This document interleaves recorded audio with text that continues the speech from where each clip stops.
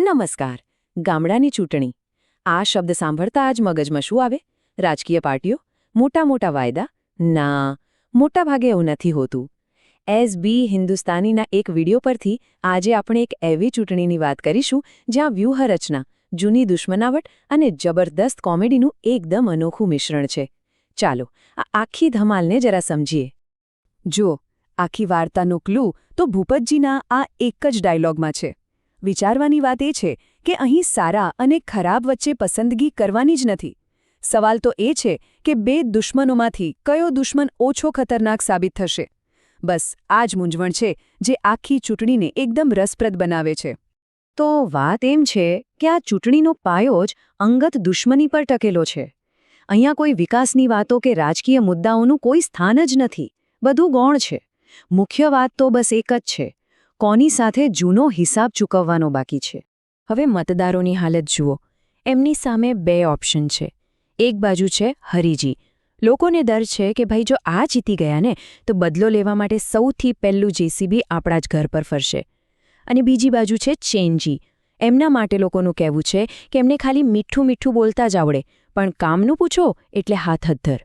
મતલબ કે એક બાજુ ખાઈ છે અને બીજી બાજુ કૂવો. તો સવાલ એ થાય કે જ્યારે મતદારો આટલા બધા નારાજ છે તો પછી ઉમેદવારો વોટ મેળવવા માટે કરે છે શું? એમની સ્ટ્રેટેજી શું છે?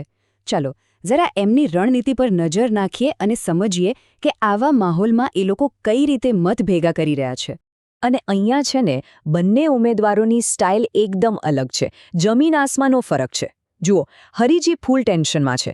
જાહેરમાં ફોન પર રાડો પાડે છે, ગાડીઓ દોડાવે છે, બસ ગમે તેમ કરીને મતદારોને બૂથ સુધી પહોંચાડવા છે. બીજી બાજુ ચેનજી છે, એકદમ શાંત, ઠંડા કલેજે ગણતરીપૂર્વક રમી રહ્યા છે. એમનું બધું કામ પડદા પાછળ ચાલે છે, સોદાબાજી અને સેટિંગથી. આ સાંભળો, આ હરીજીનો અવાજ છે. એમના આ એક વાક્યમાં જ એમની આખી હાલત સમજાઈ જાય છે. કેવા હતાશ થઈ ગયા છે. ફોન પર પોતાના માણસને સાફ સાફ કહી રહ્યા છે કે એક પણ જણ ઘરમાં ના રહેવો જોઈએ. આ બતાવે છે કે છેલ્લી ઘડી સુધી એક એક વોટ માટે કેવી લડાઈ ચાલી રહી છે. અને હવે કહાનીમાં એક નવો વળાંક આવે છે. પોલિટિકલ ગેમ હવે વધારે રસપ્રદ બને છે. હરીજી એક દાવ રમે છે.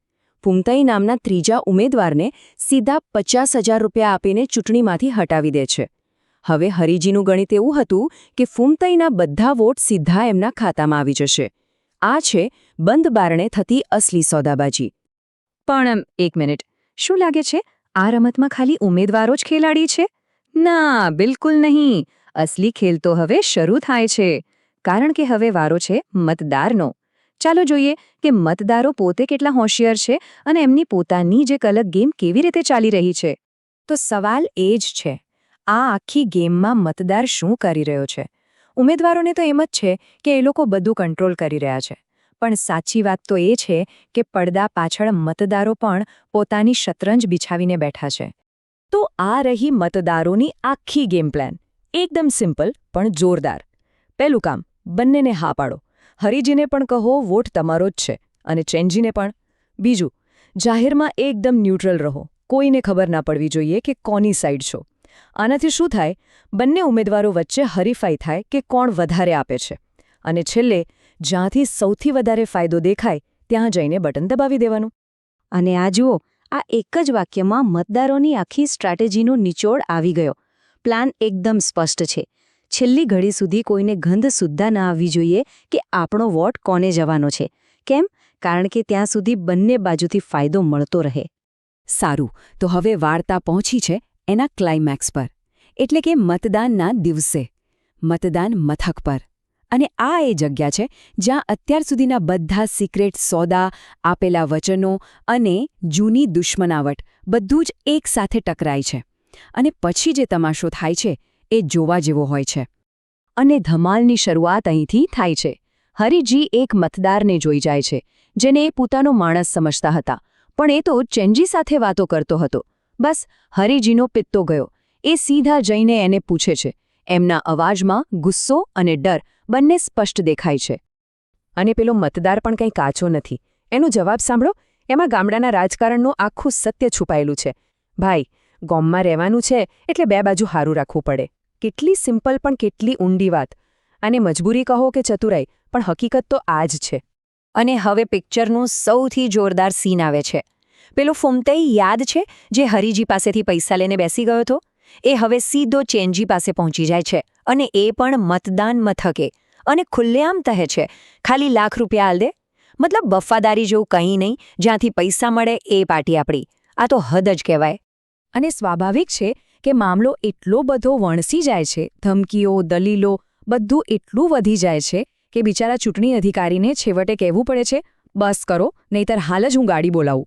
આ એક જ દ્રશ્ય આખી ચૂંટણી કેટલી અસ્તવ્યસ્ત છે એ બતાવવા માટે પૂરતું છે.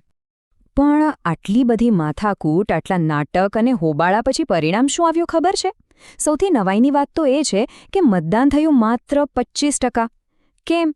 કારણ કે ઘણા મતદારો હવે આ બધાથી કંટાળી ગયા છે. એમને ખબર છે કે ઉમેદવાર જીત્યા પછી 5 વર્ષ સુધી ગામમાં ડોક્યું પણ નથી કરવાનું. અને એટલે જ છેલ્લે આ એક સવાલ મગજમાં આવે છે. આવા માહોલમાં જ્યારે ચૂંટણી કોઈ ફરજ નહીં પણ ફાયદાનો સોદો બની જાય, ત્યારે ખરેખર જીતે છે કોણ? વોટ આપીને નેતા ચૂંટાય છે કે પછી આખી ગેમ રમીને મતદાર પોતે જીતે છે? આ સવાલનો જવાબ વિચારવા જેવો છે.